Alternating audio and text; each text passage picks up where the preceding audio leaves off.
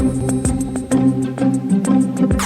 News in 5. News and developments making headlines around the world in 5 minutes. World News in 5. Here on Radyo Pilipinas Worldwide.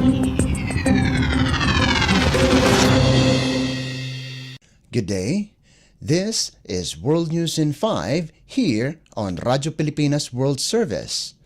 The United States Central Command, or CENTCOM, reported to have conducted a self-defense strike against a Houthi anti-ship cruise missile, which it said is prepared to launch against ships in the Red Sea. In an ex-post, CENTCOM said that the cruise missile, located in Houthi-controlled areas of Yemen, presented an imminent threat to U.S. Navy ships and merchant vessels in the region. The United States and Great Britain launched its retaliatory attacks against Houthi rebels, hitting at least 36 targets across 13 locations in Yemen.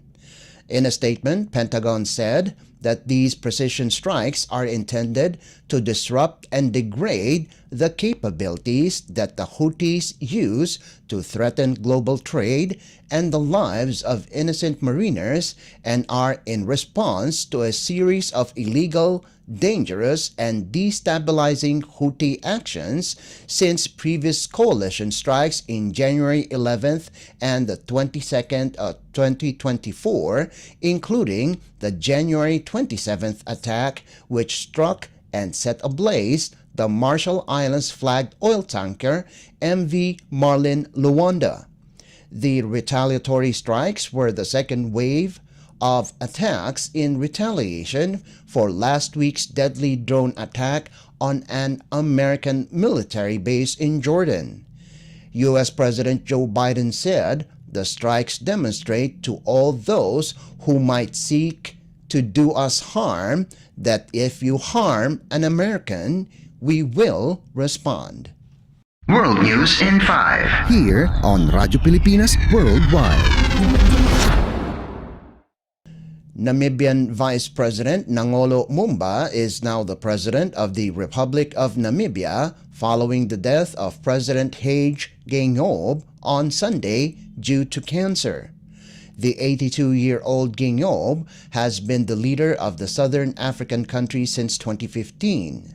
The same year, he announced that he had survived prostate cancer. Mumba will lead the country until the next presidential and parliamentary elections, which is scheduled by the end of this year.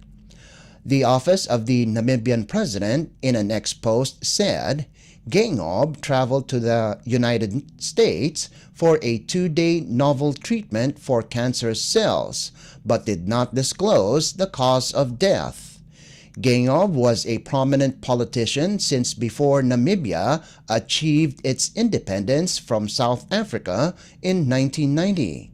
He became the first prime minister when the country gained its independence in March of the same year. World News in 5. Here on Radyo Pilipinas Worldwide. And news from the Philippines Foreign Service Post. The celebration of the 75th anniversary of diplomatic relations between the Philippines and Thailand officially kicked off in an event at the ballroom of Anantara Siam Bangkok Hotel last week, with the theme moving forward to a new era of closer friendship and common prosperity. The year-long celebration is a commemoration of the milestone anniversary in the already solid friendship between the two nations. In her remarks, Ambassador Millicent Cruz Paredes highlighted the vibrant collaboration and interaction across various sectors, including government, business, migrants, students, and tourists. The enduring friendship between Filipinos and Thais, the Philippine ambassador said, began as far back as pre-modern history between the seafaring and maritime trading peoples of the two countries. She underscored the significance of the Philippines and Thailand being members of the Association of Southeast Asian Nations or ASEAN family, a relationship that originated in Bangkok in 1967.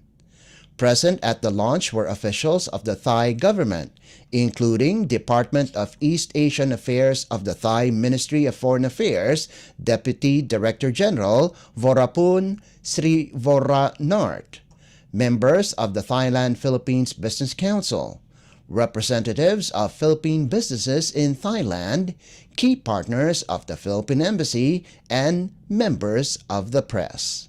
World News in 5. Here on Radyo Pilipinas Worldwide.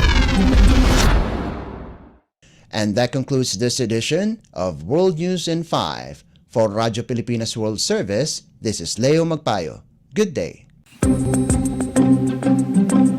World News in 5. News and developments making headlines around the world in 5 minutes. World News in 5. Here on Radyo Pilipinas Worldwide.